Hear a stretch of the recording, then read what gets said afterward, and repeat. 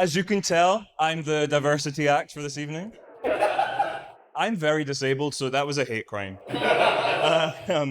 Don't let the body fool you. I might look like a fancy new build or something. This is more of like a Victorian house kind of body. Like, looks sturdy on the outside. You get one look at the interior and you start thinking, this should not still be standing.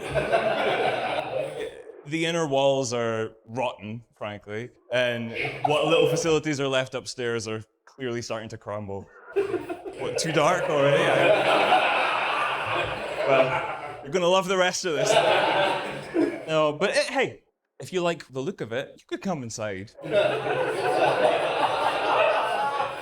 had it checked out, you don't need to wear protection. What was I talking about? Hidden disabilities. This is the thing. So I have had this pain in my neck for like the last year called the British government. You investigate benefit fraud. Okay, I don't know. I'm not sure how the room feels about that. They're trying to cut my disability benefits. You're gonna love this.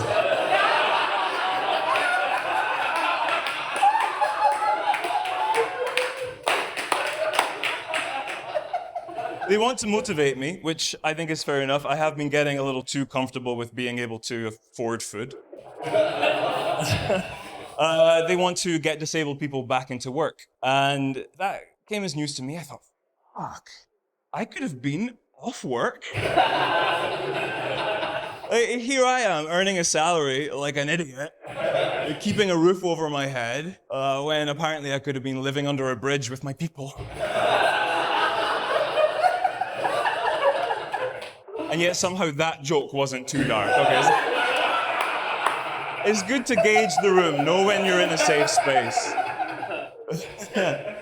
Weirdly, they're trying to get us back into work by cutting HIP, which is the part of disability benefit that has nothing to do with whether you're in work or not. And I find that extra strange because so far this government has been mostly known for their great logic and decision making. But the thing is, PIP is not about work, it's about the fact that we call it disability tax. Life is just more expensive, specialized equipment, specialized diets. I'm on a medically restricted diet at the moment. It's very bland food, but I'm neurodivergent, so I've been eating nothing but Rice Krispies since back when the only thing wrong with me was my personality.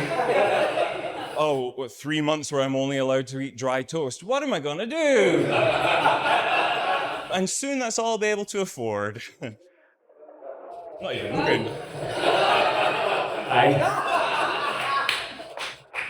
See, the thing is, what they're not telling you... Fuck, I sound like a TikTok. Let me rephrase that. The truth is that when disabled people can work, they do work, they want to work. The majority of disabled people in the UK are in work.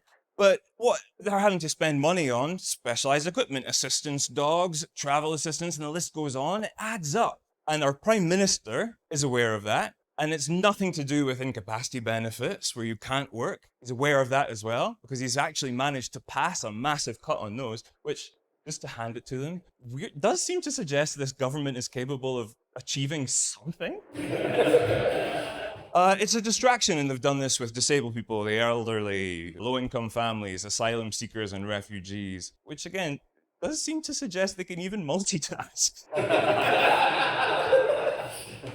It's a distraction. It's like a military commander sending the troops away from his base so that hopefully the enemy will focus over there and not on the problems actually at the base. You guys came here for jokes.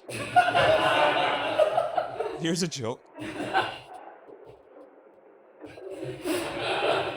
What's the difference between Keir Starmer and a cowardly military commander? That one of them would sell out his entire base at the first sign of trouble, and the other one is a military commander. I'm Hoffman, thanks very much.